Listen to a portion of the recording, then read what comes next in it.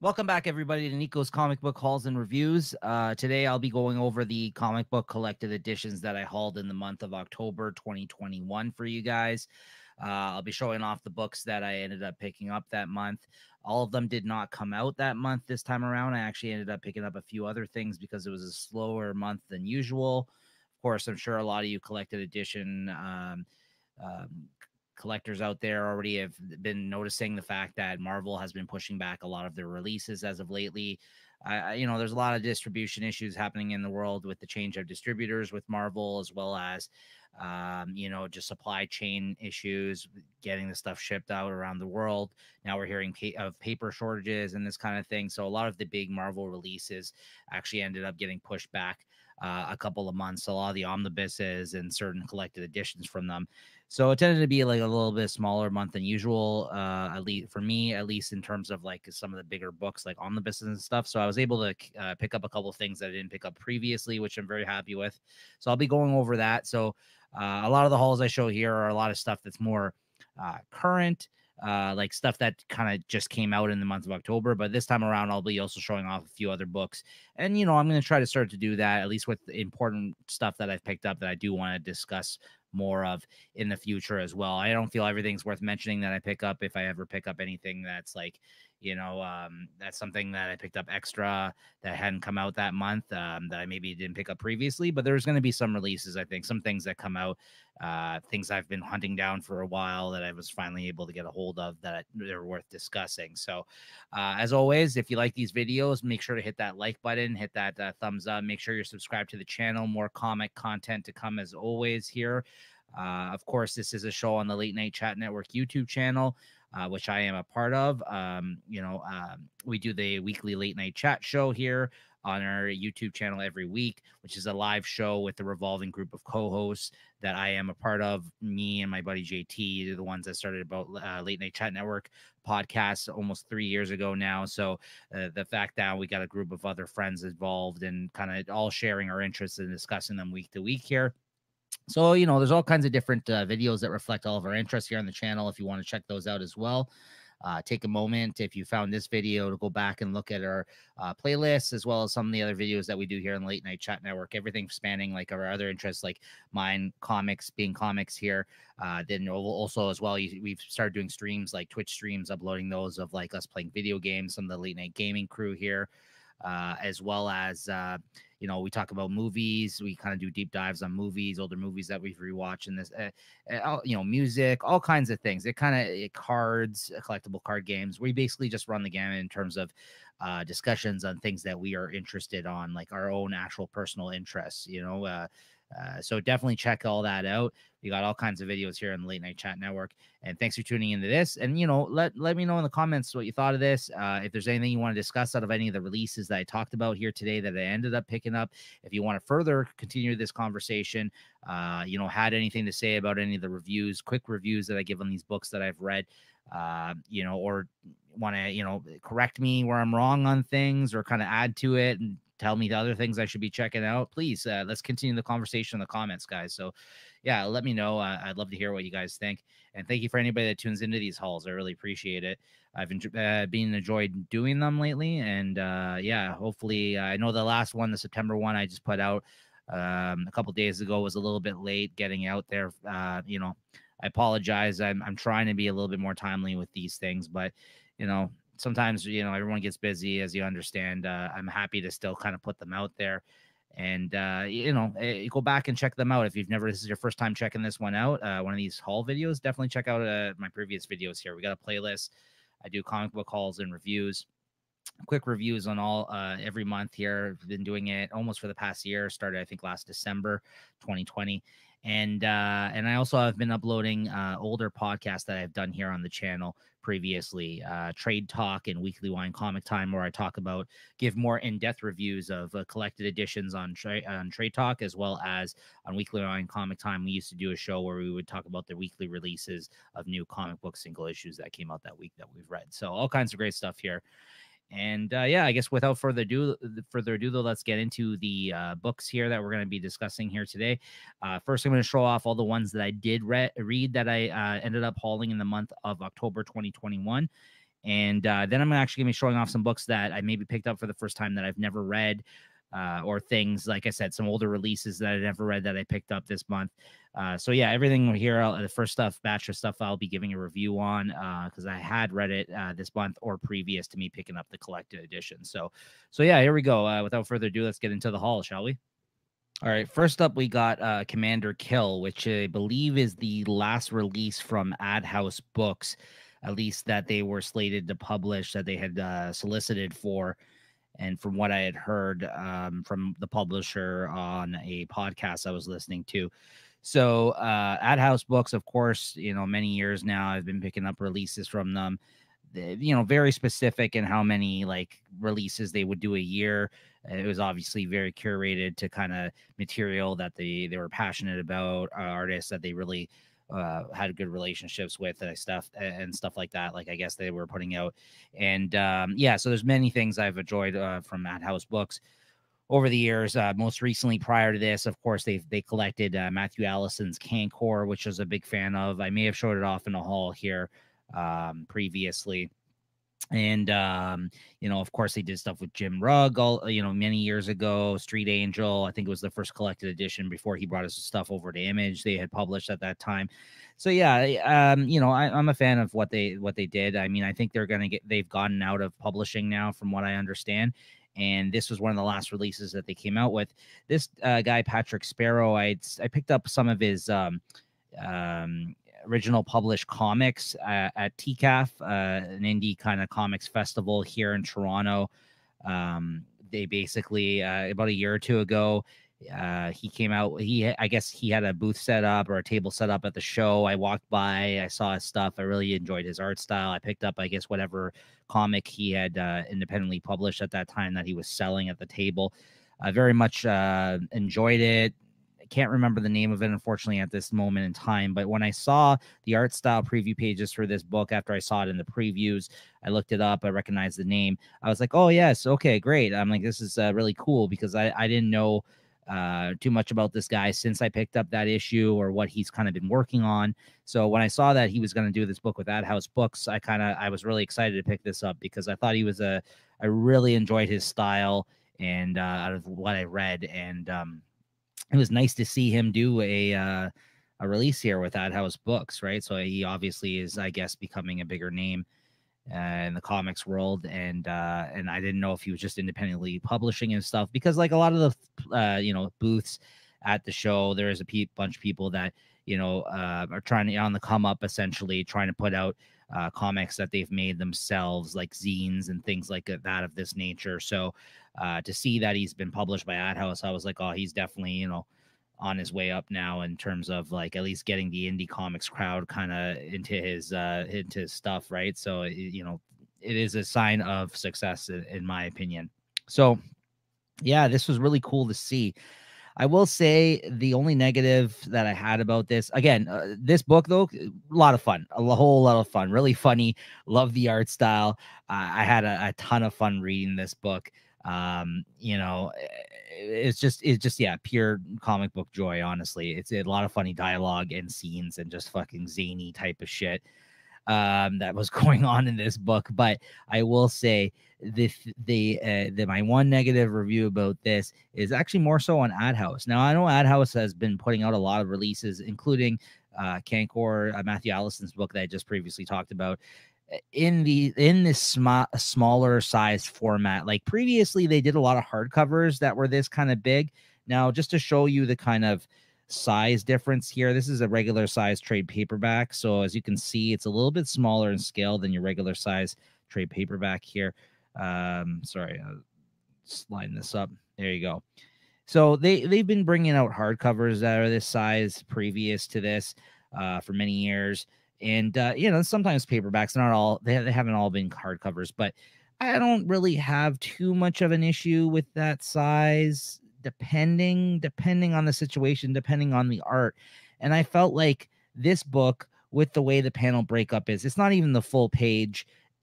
This deserved a bigger format, honestly. Like the art is really great, but the way that it was broken up, I really would have appreciated a bigger format. Now, I don't know if they're just because they're getting out of the publishing game, if they want a cheaper route for this. Maybe this is something the artist wanted. Maybe this is how the pages were submitted. I don't know these things. So I might be wrong in my opinion for saying this by saying that. I mean, no, my opinion isn't wrong in the sense that, yes, I would have loved this in a bigger format, but is Ad House to blame on this decision? That I don't personally know. But I just think that this would have been so much better if it was like a larger hardcover format.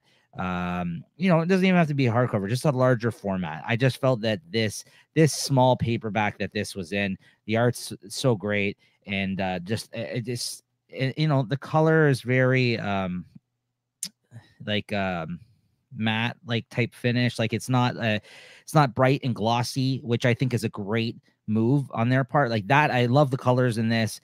Like even it's not too cheap of a paperback. Like the production of it is nice. It's on nice paper. They did a good job. Ad House does a good job. It's just that I think this would have been like way better in a nicer format. I think just you could have really went all out with this. Now, if this is one of their last books that they're publishing, maybe that wasn't what they wanted to do, especially maybe in this case, maybe Patrick Sparrow isn't a household name as of yet. Maybe that's why. I really don't know. Again, without getting into the specifics, I just really wish this was in a bigger size format book. The art is so deserving of it. It looked great, the book. I just really wish that it came out in a better, bigger format. Not, this is fine. I'll take what I can get though, and I'm happy to own this. I had a ton of fun reading it, as I mentioned. I look forward to more releases from this artist, Patrick Sparrow. He wrote and drew this. I really quite enjoyed it, and I'm looking forward to more. And I'm sad to see Ad House books go. I have always felt that they brought out a lot of interesting books from interesting creators, definitely well curated. And that's Commander Kill from Patrick Sparrow. Next up, we got Fear Case by Matt Kitt, Tyler Jenkins on art, and Hillary Jenkins, who I'm guessing is related to him. I don't know the relation there. Or if she's done other color artwork for him previous to this, and I just didn't realize. I know that I've read some other things that he did with Matt Kent. Matt Kent and him seem to be like working on a project all the time now. It seems ever since he came out with a book. I think it was through Boom. I forgot the name of it right now at this moment, but they did a book together, and it seems like ever since then, including other books I think they put out through Boom, they've been like a team. These two, they seem to be. I mean, I'm not as surprised because I think like his artwork, his art style, Tyler Jenkins, it actually is very akin to Matt Kent. So I think maybe that's why he really dug his art style, because it's kind of like a Matt Kent style, definitely in like the pencil and watercolor and other elements that he puts in his work. But maybe not as messy looking. And I mean, I don't mean that in a negative way. I actually really like Matt Kent's work, but I think that Matt Kent, his stuff is very scratchy looking. I don't want to say rushed because it isn't, but I don't find, but it's just a faster flow kind of art style. Like definitely, I mean, Jeff Lemire, I think, is in that same school in that sense, but I like these guys' artwork. So this book, Tyler Jenkins, though, he's been doing a few different projects with him previous to this. Matt Kent, him and obviously work well together. I really enjoyed the last book I read by them. Again, I wish I could remember the name, but this is a 4-issue miniseries that came out through Dark Horse Comics. I read the first issue, and then I was like, you know what? I'm just going to pick up the trade of this, and I'm glad I did. I really enjoyed this. It was a really interesting mystery story told by Matt Kent and drawn by Tyler Jenkins, as I mentioned. And it's about this thing called the Fear Case, which is basically like a briefcase that these cops are tasked to hunt down. And there's a mystery behind this this case that revolves around like the things that happen to the users that end up acquiring this case in their possession. And as the start of the book opens up with them explaining that everybody who joins this police force essentially is given this fear case as one of their first cases, or their first case, I should say. And they only have a year, I think it is, to investigate this. And once the year is over, they have to get off of the case, and then they got to leave it be. it's one of these things where it's like, I guess it's a good way to kind of cut your teeth and start out on the force. And it's kind of like it's been known as an unsolvable case to some degree within the police force. But if you stay on this case longer than a year, and that's why it's kind of like after that, you're not allowed to stay on it longer than that. It's been known to kill the people that were investigating this case, and nothing good comes out of it as a result, right? So, that is the kind of the setup in the first issue of this story, and it kind of goes off the rails from there as they kind of get deeper and deeper, these two detectives, into this case. So without spoiling anything further than that, the most basic, the setups for this book, it was very intriguing to me from the start, but I was like, you know what, I need to read this all together. So I'm glad I did. I'm glad I picked this up. The ending was very satisfying. For the price though, I mean, it is a 4-issue miniseries. It's $19.99 retail from Dark Horse. I am kind of surprised, just because, usually you even get a thicker paperback of amount of issues from Dark Horse for this price. I don't know if it's because of the creators that are involved, but I don't regret reading it. I really did quite enjoy this. If you're a fan of Matt Kent or Tyler Jenkins, definitely check this out, or just have interesting, creepy mysteries. Very cool. Fear Case. Check this out. All right, then we got Iron Man Volume 2, Books of Korvac 2. Now, this collects issues 6 to 11 of the current ongoing Iron Man series from Christopher Cantwell and Cafu, I think, is mostly on art, if I'm not mistaken. Yeah, so Cafu drew issues 6 to 7 and 9 and 10 in this, and Angel and Unzueta drew issues 8 to 11. Now, I was reading this book in issues. I really have been enjoying most of Christopher Cantwell's Marvel work that he's been doing with the company. I absolutely loved his Doctor Doom series that he did previous to this, and then he started doing Iron Man. I'm starting to come around a little bit on him because there's been some interesting creators that have worked on his books over the years. I've never been a huge Iron Man. I would never consider myself a huge Iron Man fan, but I don't hate the character. Far from it. I'm always interested to read what is considered a good run on the character. I ended up checking this out strictly for Christopher Cantwell, because I've been enjoying his stuff, as I said, he's been doing with Marvel. And I think this reads better in trade. I dropped this in issues. I was reading in issues. Since then, I've switched over to trade. I read this trade all in one chunk. It was a little bit easier to take in the tone and the approach that Christopher Cantwell is taking with this story. It's very different from anything I've read Iron Man related. So, I mean, if you're a big Iron Man fan, maybe check this out if you haven't as of yet, just because it's definitely a different voice, I think, for an Iron Man story. I think it fits the character. I think some of the things that they're exploring in the book are definitely interesting, and still being fleshed out and developed as we go. I think that it definitely reads better in one chunk as a trade, but it's also not my most favorite thing in the world still. I think it's good. I think it's well written. And it's a different type of story, I think, for Iron Man. So again, if you are a fan of Christopher Cantwell, I think it's worth checking out. Christopher Cantwell, of course, was a writer for *Halt and Catch Fire*, a fantastic TV show. I think more people should watch and check out. I think the name definitely didn't do it any favors. I mean, that's certainly why I didn't. I took my time checking it out, but it is a great show. So yeah, if you're a fan of the man, or if you're new to his work, definitely check out the show. Or I would say check out his Doctor Doom book before you check out his Iron Man book. But I think the Iron Man book is pretty good as well. All right, then we got Time Before Time, Volume 1 from Image Comics. This is written by Declan Shalvey, who's kind of been doing a lot more writing projects over the last couple of years here. Previously, mostly known as an artist for Marvel. I know he famously was the artist on Moon Knight with Warren Ellis at Marvel Comics. I know he did Thunderbolts at Marvel Comics, Deadpool versus... Did he do he did a bunch of Deadpool? Yeah, that's right. He did a bunch of Deadpool art. So Declan Shalvey wrote this along with Rory McConville, it looks like, and artist Joe Palmer, whose work I'm new to. This is printed by Image Comics, and I believe this collects the first 6 issues of 1 to 5, actually. Sorry, 1 to 5. And so this kind of got a lot of buzz when they first came out. To be honest with you, the other crime-related comics that Declan Shalvey has done so far that I've picked up and read, I have not been that huge of a fan of. I don't know why. I love crime comics, and I didn't think they were badly written per se. I just did nothing really hooked me that much. It may have been also because a lot of the things, I think he's Irish, and a lot of the things that there was a lot of Irish speaking characters in some of these books. Now, I'm not opposed to that necessarily, but sometimes it's hard to follow with along with some of the dialogue. I'm used to seeing a lot of that kind of stuff in a lot of Garth Ennis comics, though, so it wasn't totally foreign to me in that sense. But I don't know, it just didn't click with me so far. I read probably about 2 crime comics I think he's done with Image Comics so far, but I know he's also a big fan of like sci-fi and like Star Trek and things like that from things I've heard of him. I've been a big fan of his artwork for a long time, Declan Shalvey.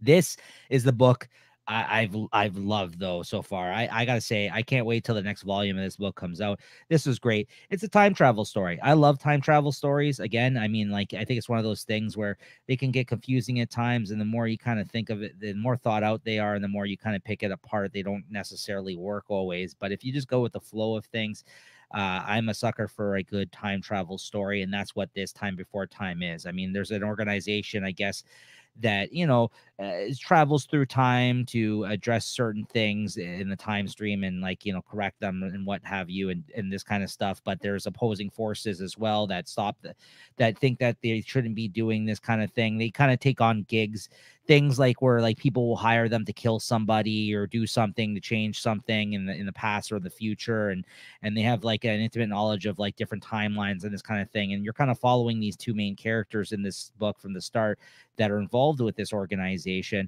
and from there some shit kind of goes wrong for them, even though they have an idea to kind of basically get lost in the time stream, these 2, because they're kind of sick of their current lot in life. So that doesn't go to plan.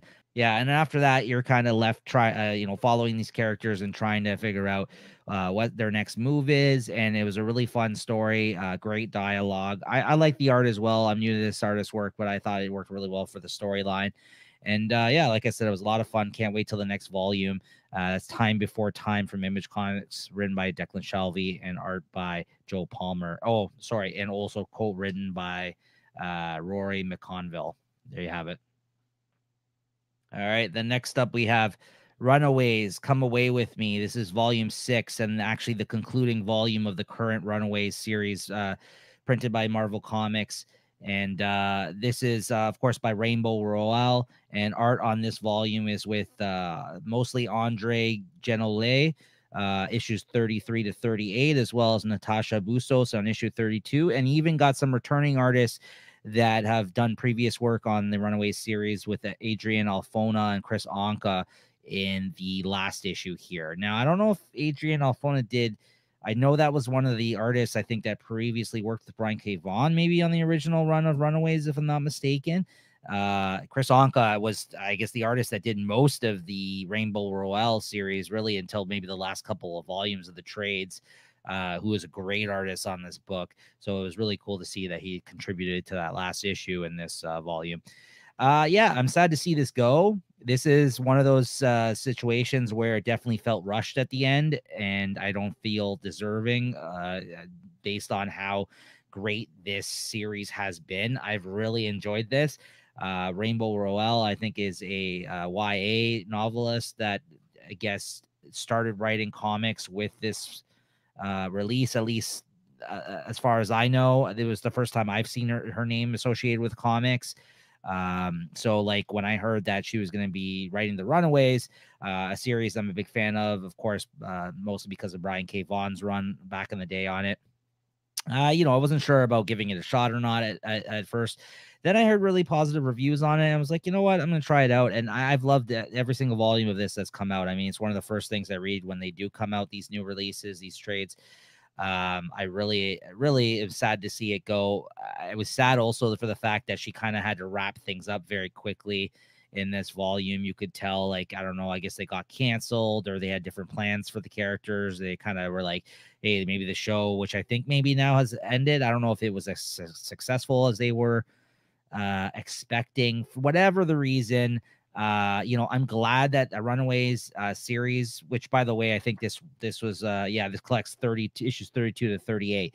Went 38 issues in today's climate. I mean, especially for like a property that like kind of felt like all the characters kind of had dispersed throughout the Marvel universe and would pop up in different things now and then, but you hadn't seen a ongoing Runaways series for quite a while. So I was really happy about this series. I thought it was a whole hell of a lot of fun. Really great art throughout. I really love these characters. She had a great voice for them. She actually also had a great sense of tying out in previous continuity with these characters, not only from old Runaways series, but even things where they've popped up in other places in Marvel Comics. Like, for instance, there was a whole series, like it was only like a 12 issue or 10 issue series, Avengers AI.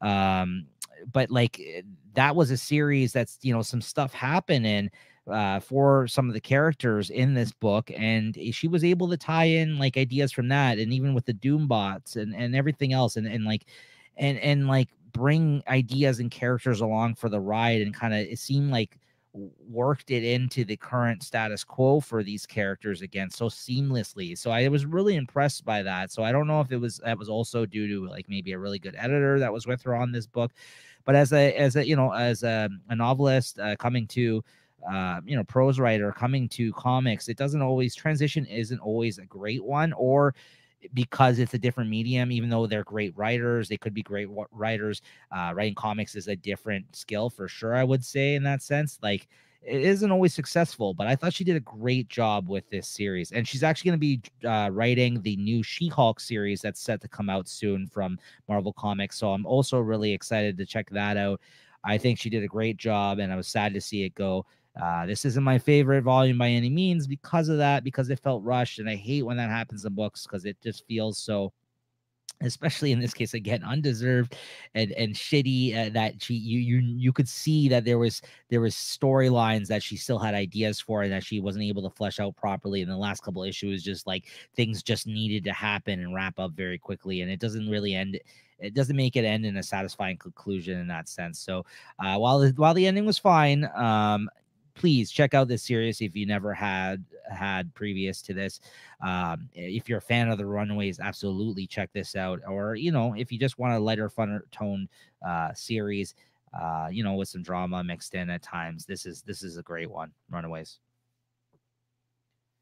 All right, then next up we got the newest Reckless book from Ed Brubaker, Sean Phillips, one of my favorite teams, if not my favorite teams, and writer-artist teams in comics. I absolutely love this volume.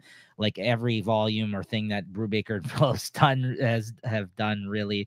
So I don't really have anything new to say in that sense. I've gushed about their work, I believe, in previous hauls here as well, and I just like what these guys do when it comes to the crime comics, noir comics, this kind of stuff.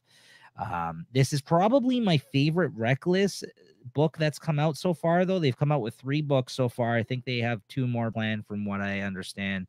And yeah, I mean, if they played around in this world, they can continue doing books with this character in this world as long as they want to. I'll be here for it. So yeah, this is another Reckless kind of case. I think in this one, that kind of differs from the previous volumes, though. You really got to know his sidekick character a lot more, though, the girl that works for him, which I'm blanking on her name right now, which I apologize for that. I guess I should know.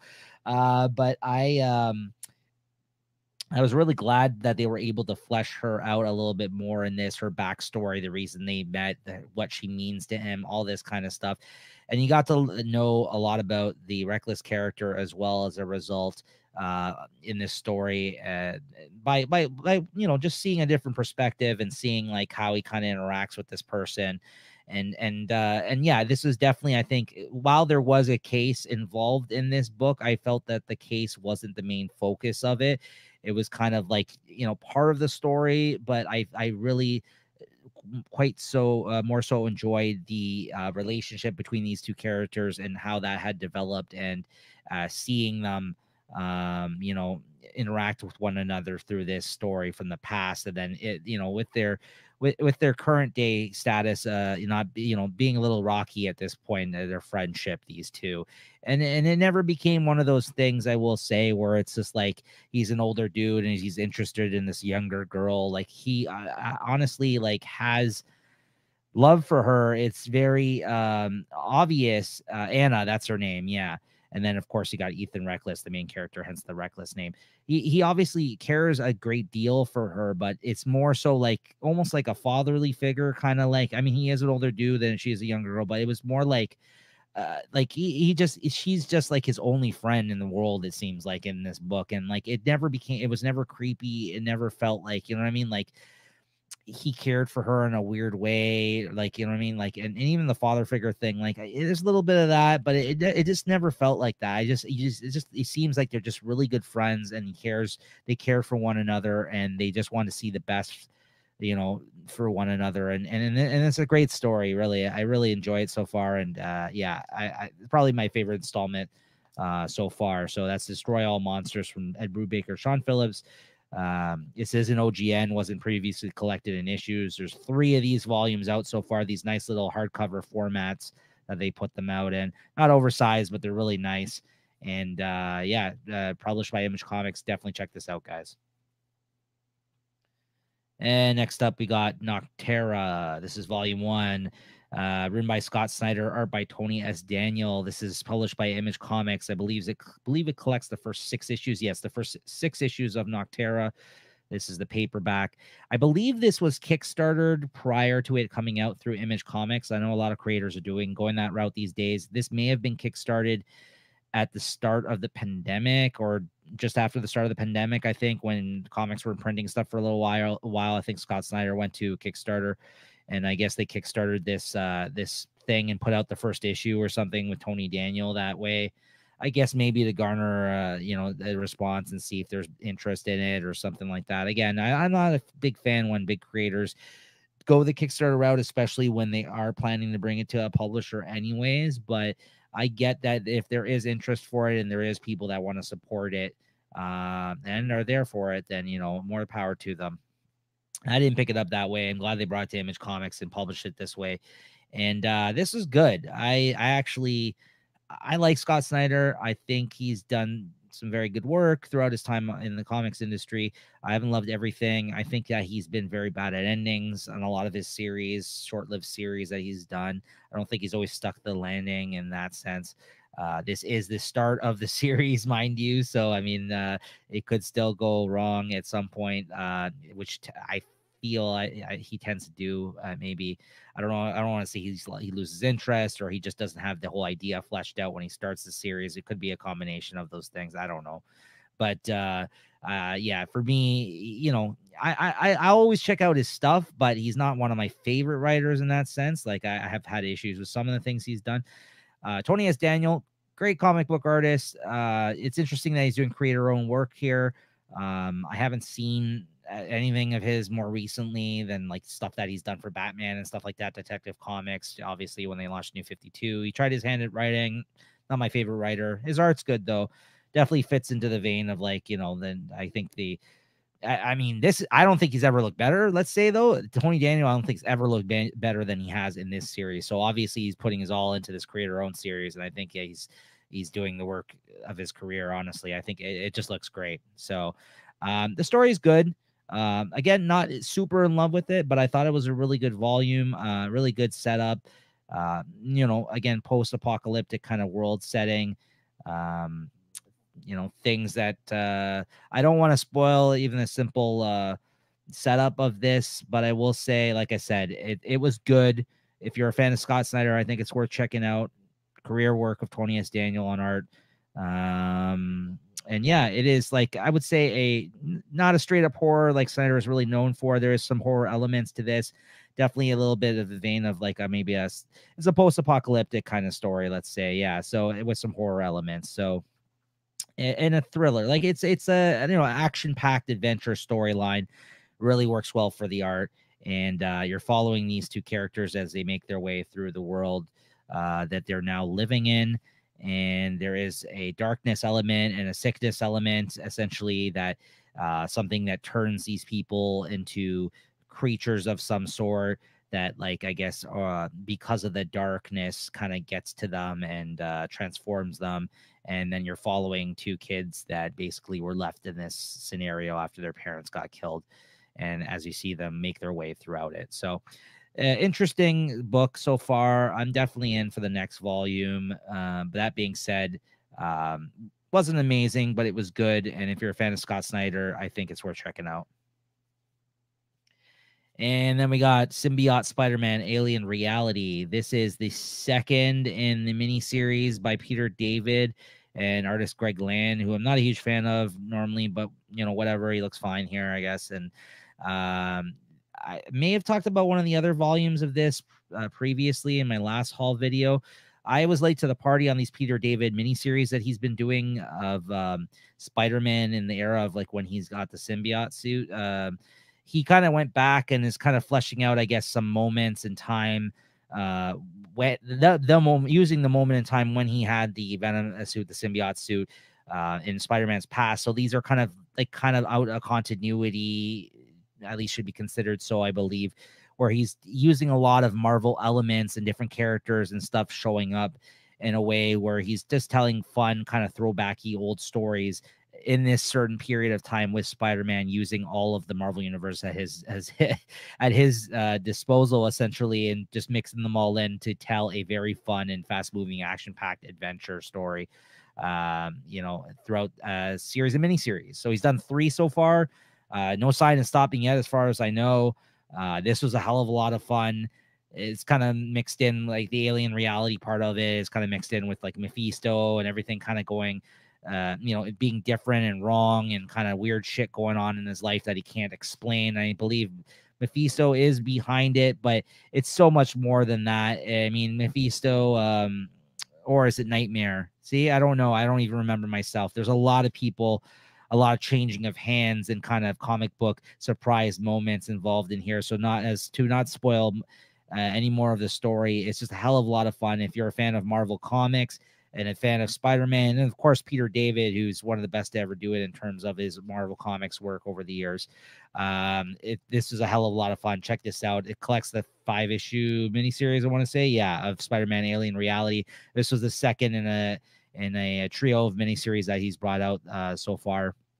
I've really come around to his work as of lately, between this and the Maestro series that he's been doing, again through a series of miniseries he's brought out, and he's about to work on his 3rd one of that as well. A hell of a lot of fun, honestly. I think Peter David's doing great work for Marvel these days. All right, then getting into some manga that I hauled this month, we got Gaunt's Omnibus Volume 7. The last Omnibus that Gaunt's that came out, I believe it was the last one, felt off in tone. It was very different than what had come previous to this. Again, this is just like a return to form in the sense that it was very violent, action-packed, and they go back into the game in this one. And all of the characters now, like they've learned with points, you can basically bring characters back to life, essentially, that points that you get from the game, the Gaunts, the actual virtual world that they kind of go into. If you get a certain amount of points, this kind of reveals now some of the options that you can do with these points. And a whole bunch of people that died in previous volumes of this have been now resurrected, and you got a bigger than ever crew involved in the Gantz games, but they're all just continuing along with their time being in these games, that result in life or death for these characters. But it seems like they're way more invested in what's going on in this Gantz world than what is really happening in the real world in their lives now at this point. So yeah, this kind of was like the last couple omnibus volumes, I think, definitely took a detour and explored some other things outside of the game as well with some of the characters. But I think this one was kind of more of a return to form, and what I've been reading in previous omnibus volumes, definitely from this series and some of the earlier stuff. Obviously, this series has been around for a long time, but Dark Horse Comics has just recently been re-releasing these in the omnibus format, basically like 3 volumes in one in these cheap paperbacks. They retail for about $25. So it's good bang for your buck for sure, and I'm happy to be reading this for the first time. So yeah, that is all I'll say about that. But yeah, I do enjoy these. Then you got One Punch Man Volume 23.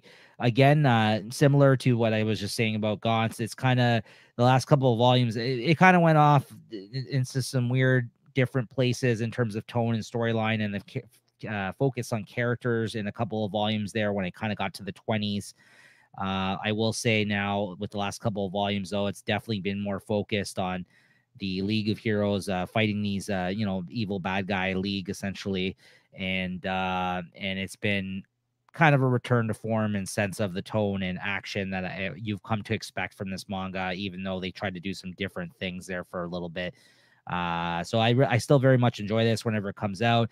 I mean, they're really more so leaning into this essentially becoming like a fighting shonen manga now. It seems like at first they were kind of more commenting on other types of mangas like this, even like doing tongue-in-cheek type of jokes, like homages to those kind of things. But now, as the volumes have continued to come out, it has actually just become what it kind of was referencing this whole time, and it is basically now its own action fighting shonen manga type of book, where like this whole volume was just a lot of fighting between a bunch of different characters, right? And still One Punch Man, Saitama isn't in it all that much, but I'm still quite enjoying it. And yeah, I think it's gone off into a more interesting direction now. If only the manga, although lately it has been coming out a lot more often than it was previous to these last few volumes. I just want it to come out on a more regular basis, translated in English, though. So yeah, One Punch Man by Yasuki Murata on art, and One Story by One, printed by Viz Media. There you go, One Punch Man, Volume 23. And also, I didn't talk about it previous to this, but yeah, Gaunt's is by Hiroya Oku, is the artist and writer of that. So I apologize for not mentioning that previously. And then you got Chainsaw Man, story and art by Tatsuki Fujimoto. This is volume 7. I'm at a point right now, I'm going to be honest with you, with Chainsaw Man, well, I don't know what the fuck's going on again. It's, again, similar to the other two, this is like a, shonen manga. It is very violent, a lot of fighting going on in it. The last couple of volumes have been batshit crazy with the fighting and the shit that's going on in this. I may need to reread this at some point. I know I've been enjoying it. I know I enjoyed this volume. I've been liking what I'm reading, but I'm definitely having a hard time of figuring out exactly what the story is at this point. So let's just say that. I think it's just a lot of weirdness and different characters and stuff that came to the forefront in a very fast pace. After they kind of established the basic setup of this. So there's a lot of weird guys, foes that they're fighting now in this, and it's very action packed and fun, and still I've been enjoying it. This is a very popular manga, but I gotta say this volume kind of threw me for a little bit. Like there was a lot of things that have been referred to here, or things that have happened where I'm just like, wait, did I miss something? When did that happen? So yeah, I'm struggling just a wee bit, I think, on this one, but I still really enjoy it. Chainsaw Man. And then we got Asadora by Naoki Urasawa, my favorite manga creator. I really enjoy anything he puts out. And of course, this also by Viz Media, part of their signature line.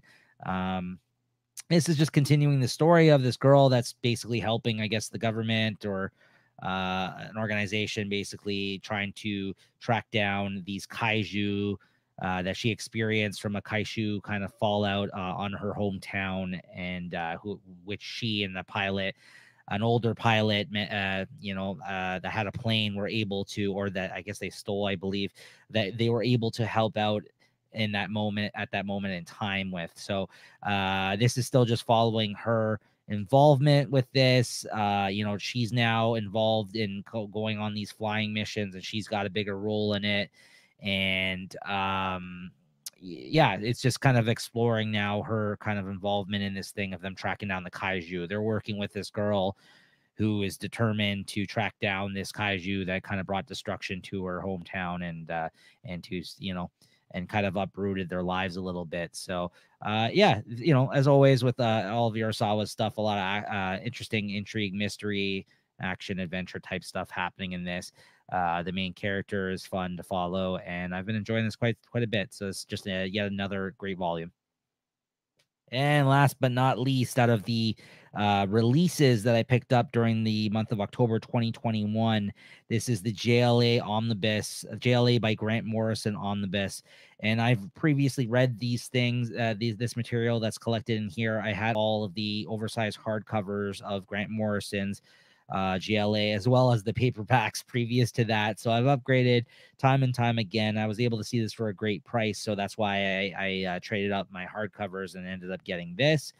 And I didn't get this upon original release. This came out quite some time ago, but I mean, mostly drawn by Howard Porter. I think he was one of the main artists on the JLA run that Grant Morrison did at this time. I am a fan of this series. I believe, was this the 2000s when this came out, or 90s? Maybe 90s.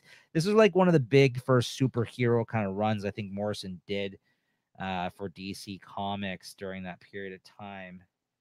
And yeah, so this was like the mid to late 90s. They started this JLA run, but I think that it's kind of one of those big series apparently that put him on the map in terms of doing superhero comics for DC Comics. I do quite enjoy his run quite a bit. If you've never checked out Grant Morrison's JLA run, I definitely suggest checking it out. It's definitely also one of his more grounded series in terms of the writing and like the ideas, although he definitely, you know, at times you see a bit of the Morrison going off the rails, some of the things that he presented to the JLA team during this period of time in this comic. But I think it's one of the easier things to understand. I know some people don't like Morrison's work because, you know, he can get pretty out there with some of his ideas and the writing style at times, but I think this is worth your time if you're a fan of the GLA, if you're a fan of Grant Morrison. I really quite enjoyed this period of the Justice League, and yeah, great artists on it. You know, great Morrison, honestly, in my opinion, and I'm happy to have traded up for the omnibus. It's pretty fat. I think that it's binded well, though. I think DC did a good job with this one, and I'm happy to own it in this format and trade up for it because I think this is definitely one of the more modern JLA runs that deserves space on your shelf. So check this out. I quite remember enjoying it. It's been some time since I've read it, so maybe I'll feel differently now. But I think it was at an early time of me getting back into comics that I ended up checking this out, and I really remember quite enjoying it at that time, and I'm sure I still do. So GLA by Grant Morrison omnibus. This is under the dust cover here, and quickly I'll mention what this collects. It collects everything that's in the hardcovers, plus I think a couple of things extra, but I know there was some uncertainty about what was collected in this when it was already announced. I think they changed the solicits at one point. So yeah, this collects, and it doesn't even fucking tell you on the back what it collects. So there's that. So let me just check in the front here. Come on now. Come on, DC. All right, so you got Adventures of Superman 1 million, DC 1 million, 1 to 4, because that was, I guess, an event that he did, Grant Morrison at the time, DC 1 million. And then you got the 80-page Giant #1, Detective Comics 1 million, Green Lantern 1 million, GLA 1 to 17, 22, 26. Sorry, 22 to 26, 28 to 31, 34, 36 to 41, 1 million GLA, Classified 1 to 3, GLA Earth 2, GLA Secret Files and Origins 1, GLA Wildcats, GLA 2, Martian Manhunter 1 million, Prometheus Villains #1, Resurrection Man 1 million, Secret Origins 46, Starman 1 million, Superman Man of Tomorrow 1 million, and that's it. So I think a lot of that 1 million event stuff that was also collected in the, I guess, 1 million event omnibus with Morrison, which I didn't pick up, are collected in here. I don't think a lot of those were collected in the oversized hardcovers or paperbacks of the JLA during this period of time, if you ended up picking up those.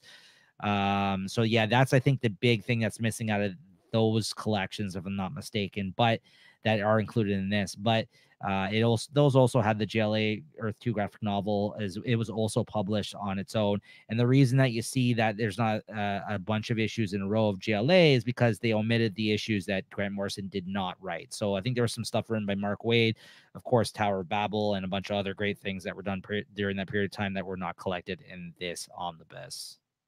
All right, so now we're into the books that I've never read that I ended up hauling in the month of October 2021. DC has been finally releasing some newer trades of Gail Simone's run on the Birds of Prey, which I've always heard great things about. And here they are right now. This is everything they've brought out to date in terms of these new releases. They're not numbered. There isn't a proper Birds of Prey by Gail Simone collection out, which I find very strange. But I'll take what I can get because all of her other previous paperback collections are out of print, harder to come by. So I ended up picking up these, not initially, but as soon as I started seeing some of them, out and about, I was like, you know what, I'm just going to pull the trigger and get them in these collections, because who knows if they'll actually ever put out an omnibus or thicker trades that are just Birds of Prey by Gail Simone. So these are the 3 paperbacks that are out right now. This starts off her run with this one here, Murder and Mystery, which collects Birds of Prey 56 to 67 and Birds of Prey Secret Files and Origins 1. And then it kind of goes into Hero Hunters being the 2nd volume. Again, these aren't numbered, so they're just kind of, Birds of Prey, then the name of it. So these may have not even been on the radar, because I know a lot of these creator-centric trades or periods, like runs during certain points, have actual volume numbers on it, but they didn't sell these as such. So, and then this collects Batgirl 57, Batman 633, and Birds of Prey 68 to 80. Okay, so he starts off with Gail Simone in the series in 56. Then this one collects all her stuff from till issue 80. And then lastly, you get Fighters by Trade, the newest trade that just came out.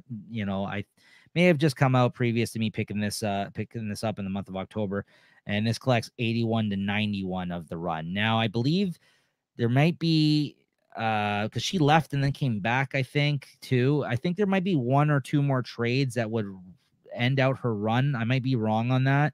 I hope that they release them and they just don't fucking end it here, like DC sometimes tends to do with their collected editions. They're kind of all over the map sometimes in terms of canceling things and order of publication and what have you. But I'm happy to have this. So this kind of roughly, this collects like 30 some issues of her run on Birds of Prey that I've heard nothing but great things about. Ed Bennis on art, and then Joe Bennett also on this more recent volume, it looks like here, who I guess recently had some issues with Marvel Comics. And that's all I'll say on that, because he has been outed, I think, as being a racist or something, putting anti-Semitic kind of messages in some of his more recent comics there. Joe Bennett, of course, who recently worked on Immortal Hulk with Al Ewing, which was a fantastic run. But look into that if you haven't heard about that. But I just kind of recognized his name there for the first time. I was like, oh, I believe that's the same artist. So that's why I mentioned that here. So Birds of Prey by Gail Simone. Seek out these trades if you're interested in checking the run out. And then we got Doctor Strange, Sorcerer Supreme. This is another Doctor Strange epic collection, one that came out probably a couple years ago now, maybe even 2-3 years ago. I never ended up picking it up when it first came out. It's now largely out of print. I came across it. I was like, okay, I'm going to scoop this up then, because I've been collecting all of the Doctor Strange epic collections for the most part. And I think other than like the first volume or 2, just because I have it in the omnibus format. But this, I think, concludes or is definitely on the tail end of the Doctor Strange Sorcerer Supreme 90s series that was out at that time. This is volume 13 in the Epic Collections. Yeah, 94 to 97, these stories were printed. This has Strange Tales #1, Doctor Strange Sorcerer Supreme 76 to 90, and Ashcan edition, and Doctor Strange, What Is It That Disturbs You, Steven, which I've read before. That's really great. But yeah, this collects... I think this has some of the Warren Ellis. Yeah, Warren Ellis was on some of these issues during that 90s run at that time. A bunch of different writers here are in this one. Kurt Busiek. So this is after the Roy Thomas stuff. I'm pretty certain, again, at the tail end, this might be the final volume of that 90s series, the Sorcerer Supreme series. So I don't know. I can't speak to the level of how good the content is in this volume, honestly. It is of the 90s, but I love Doctor Strange as a character. So I kind of just had to pick it up just to have it as part of my epic collection. So it's worth checking out to me at the very least. Hopefully some of it's good. But again, cannot speak to the quality, guys, on this one. So, yeah, it very much well could not be. Who knows? So, anyways, but happy to pick it up. And like I said, it's out of print, so I was happy to find this. And then we got another epic collection I'm very excited to check out. This is The Amazing Spider-Man, The Death of Captain Stacy, which I think the main story of that I've read in a paperback that just collected those issues years ago. Very iconic story, I think, when it comes to the Spider-Man lore. So Death of Captain Stacy, epic collection. This is volume 6. in the Epic Collection of Amazing Spider-Man line. Again, Amazing Spider-Man's one that I pick up all the Epic collections of just because I'm that big of a fan of the character. I'll even read the shitty stuff, to get to the good stuff. It doesn't matter to me just because I kind of want to read everything of Amazing Spider-Man that's come out. And these Epic collections are a great way to do that. This collects issues 86 to 104. I'm pretty certain this is still a great period. So, you got people that are working on this book here. Who we got on this volume? We got Stan Lee and Roy Thomas that are writing the stories. Gil Kane and John Romita with John Buscema on art. I mean, come on now. I mean, these are great stories. I'm sure this is probably a classic, fantastic era of Spider-Man still at this point, as we're in volume 6. I mean, compared to some of the other epics that they're also bringing out currently when it gets to the 90s stuff, which is, not as good. So I look forward to checking this out whenever I do get around to it. But these are just things I'd like to have on my shelf that I pick up as soon as they come out. I will buy any Amazing Spider-Man Epic collection just because I want to have the whole history of Spidey on the shelf to read whenever I do get around to it. Not in a rush. I know I'll probably enjoy this whenever I do, though. And then rounding out this haul for October 2021, I got a couple of omnibuses that came out. This one actually came out this month of October, and it's a new one that was very long awaited. I think it got pushed back a couple of times by DC Comics. So the fact that it's finally came out, I'm very happy about. It's the Batwoman omnibus, written by J.H. Williams III. W. Hayden Blackman, and of course Greg Rucka, and then you got a couple of other artists as well as J.H. Williams who drew some of this. You got Trevor McCarthy and Amy Reeder on other art duties. Now this collects the Greg Rucka Batwoman stuff that were the backups in Detective Comics. Most famously Elegy, which is drawn by J.H. Williams III. But as well as the ongoing series, the Batwoman that came out during the New 52, which was written by W.H. Hayden Blackman, as well as what's his name? J.H. Williams III. So yeah, this is Detective Comics 854 to 863 is collected in here, which I believe that's Elegy. Those are the backups in the Detective Comics stuff. Then you got Batwoman New 52, 0, Batwoman is 0 to 24, and Batwoman Annual number 1. So yeah, that's basically what's collected in here. And I've read. The reason that this is in my haven't read pile, I've read the Greg Rucka stuff, the Elegy storyline. I've read that stuff. I've read some of the New 52 stuff, but some of it I have not read. So I believe I maybe read like the first arc or something of the New 52 series. And while I remember it not being as good as the Greg Rucka written stuff, oh man, the J.H. Williams art. Again, you get J.H. Williams art on arts for some of it, and that's just amazing. He's always great. And it's very important to the character, though, from what I understand. So as a fan of the character and it having its fans, I know there's a lot of people that did like the New 52 stuff. I wanted to pick this up and have it in this format, and I will be revisiting what I had read out of the New 52 stuff as well as the other stuff I have not read. So I'm happy to own this. I'm happy to have this in this omnibus format. I love the character. I think it's very important to her character too. Like I said, that New 52 stuff. I think they wanted to marry her, and then maybe that's why they made them end the series or change their wishes on the book. I remember she was supposed to get married, and because she is, a lesbian in the DC universe at that time, I guess it was a different time, even though it wasn't that long ago. The New 52. I mean, I think there was some issues, which is why they ended up ending the book at that time. They were the writers involved. From what I understand, weren't able to do what they wanted to do with the character. I mean, whenever it comes, marriage is on the table or this kind of thing for a change of the status quo of the character. Sometimes the company itself or the editors or whatever, they don't allow the writers to do the, go forth with some of their plans and ideas on the character. So if I'm not mistaken, and correct me if I'm wrong, guys, in the comments on this, because like I said, I hadn't read it, but I've heard things about that era of the New 52 Batwoman and maybe why they ended up leaving the book, or why it ended eventually. Let me know. Fill me in on that. Let me know if there's any other, like, I really enjoyed her and James Tynion's run on the Detective Comics as well. I think she was a big part of that kind of that book as well. Detective Comics, they had like a whole team dynamic kind of going on in that run. But yeah, I think she's a great character, and I'm happy to own this omnibus, and I can't wait to read the rest of the New 52 stuff I never checked out. Oh my god, the art in this volume. Is this Jock here? I don't know. Looks like it. Yeah, it looks like Jock. Yeah, Jock on art here. Really great stuff. Yeah. So yeah, check this out, guys. If you're a fan of the character or just of amazing artwork and good storytelling, I mean, there's some great stuff in this Batwoman omnibus. And then we got the Green Arrow Longbow Hunter Saga. This did not come out in October of 2021.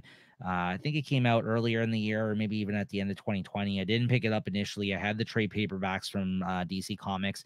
I've read probably about half of the material that's contained in this omnibus, but enough to know that I really wanted the omnibus upgrade and that I really love the material. This is, I guess, regarded as the best Green Arrow stuff, if not modern stuff that's come out. I guess a lot of people point to this being the best era of Green Arrow, written and of course drawn, at least the Longbow Hunter stuff by Mike Grell. And also I think Dan Jurgens did a lot of the art on the series. The more farther you get into it, this is a great omnibus to have. Great era, Green Arrow.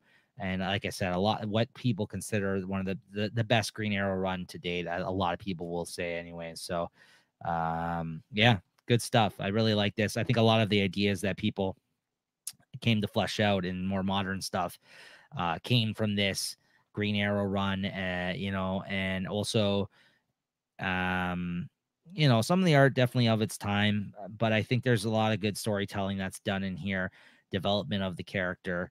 And if you're a fan of Green Arrow, it's definitely worth checking out and owning the omnibus up. They're going to be coming out with a second volume. Whenever that comes out, I'll be picking that up as well. That will conclude the Mike Grell era on Green Arrow. But yeah, I'm happy to have this an upgrade from the paperbacks. So I read enough of it to know I wanted it eventually. And so I ended up pulling the trigger and picking this up. So just to let you know what this contains, though. This contains the Longbow Hunters miniseries 1 to 3, which Mike Grell wrote and drew, which kind of started the run off and then kind of went to Green Arrow proper. Yeah, there you go. Presenting Mike Grell's critically acclaimed 6-year run on Green Arrow. And then it collected Green Arrow 1 to 50 and a story from Secret Origins 38. So yeah, I don't even know really what's left to collect in the second omnibus. I know there's a bit more. I don't know if it's going to be about the same size as this one. This is a honking volume, this first volume, this omnibus. But yeah, really happy to have this. And last but not least, we got the Thunderbolts Omnibus Volume 1 from Marvel Comics, Volume 2, which will be coming out soon. Although, like I said, a lot of omnibuses got pushed back, so that might be coming out in 2022 at this point. If I'm not mistaken, it's very possible, but I don't have exact dates. This collects the 90s Thunderbolts, Kurt Busiek run, and then Fabian Nicieza comes on the book after that. This might just be all the Kurt Busiek stuff. Yeah, I don't see him there. I think the next volume is going to collect that stuff when he comes on the book. I have read most of the Kurt Busiek run, but again, not all of it. But I ended up picking up the fat kind of like complete collection type paperbacks that Marvel had brought out of the Thunderbolts Kurt Busiek run previous to this, and I've read enough about enough of the Kurt Busiek run to know I wanted to upgrade and enjoy it in this format and have it on the shelf like this, and also to check out the Fabian Nicieza stuff, which I've also heard good things about. I think that's when Hawkeye takes over the team for the Thunderbolts. So yeah, I just love the Thunderbolts as a concept. I thought the Kurt Busiek stuff, most of it that I had read was really great in those paperbacks. So I was like, you know what, I'm going to do the upgrade to the omnibus. Second volume coming out soon, and hopefully eventually they collect the Jeff Parker run on Thunderbolts, which, as I previously mentioned in this episode, Declan Shalvey actually some of his earliest, if not first work for Marvel Comics was on that book as well, and I really enjoyed Jeff Parker's run on the Thunderbolts as well. So, and there was the good Warren Ellis stuff as well, but I got a complete collection paperback of that. So this collects the 1997 series 0 to 33 Thunderbolts Annual 97, Thunderbolts Distant Rumblings #1, Incredible Hulk 449, Spider-Man Team Up #7, Heroes for Hire #7, Captain America and Citizen V Annual 1998, Avengers 12, and material from the Tales of the Marvel Universe #1. And yeah, so let's just take a look at some of the art on this. I know Bagley was on this as well. Yeah, mostly written by Kurt Busiek, Peter David, Roger Stern, John Ostrander, Joe Casey, with Carl Kessel and Barbara Kessel. Wow, great lineup of of writers during this period of time. Even it being in the 90s, like there's good people on this book. And then you got Mark Bagley, Mike Deodato Jr., Sal Buscema, George Perez, Steve Epting, Jeff Johnson, Pascal Ferry, Leonardo Manco, Bob McLeod, Tom Grummett, Ron Randall, G. Colin, Derek Robertson, Chris Marinan, and Ron Friends. Look at this. I mean, even a great art team, all things considered. Yeah, this is a good period of time for the Thunderbolts, honestly. And where the book started, really. But I mean, this is a good collection of this, because I know there's been some more modern Thunderbolt stuff that hasn't been as favored. But there is good stuff in this book from what I've read. Crazy reveal from what I've heard at this time of who Citizen V turns out to be, which if you don't know, I won't spoil it for you here. I'll have to watch out what pages I show you here. But even me reading this for the first time, it was an interesting reveal to find out who he was. So really like this era, really like the Thunderbolts as a concept. Glad to have the On the Best. Looking forward to the next volume. So there you have it. All right, there you have it, everybody. That's my haul and reviews for the month of October 2021. Thank you for tuning in as always. Please, once again, make sure you're subscribed to the channel for this and more comics content, as long with everything else that we do here on the Late Night Chat Network. If anything else that we do there is of any interest to you, please check out our videos there. Make sure you hit that like button. Thank you for tuning in. Please leave a comment if you want to keep the conversation going here with me. Let me know what you thought of some of the books I hauled. If there's something I may have given the wrong information on, or if you want to kind of tell me what you really enjoyed reading or picking up this month, hit me up in the comments and let me know. Let's keep the conversation going. And thank you for tuning in as always. Make sure to check out my video next month, which will be the haul for November 2021. That will drop hopefully early December for you guys as we move into the new year soon. And I hope everyone's good out there. And thank you for tuning in once again. Thank you, everyone. And we'll see you guys next time.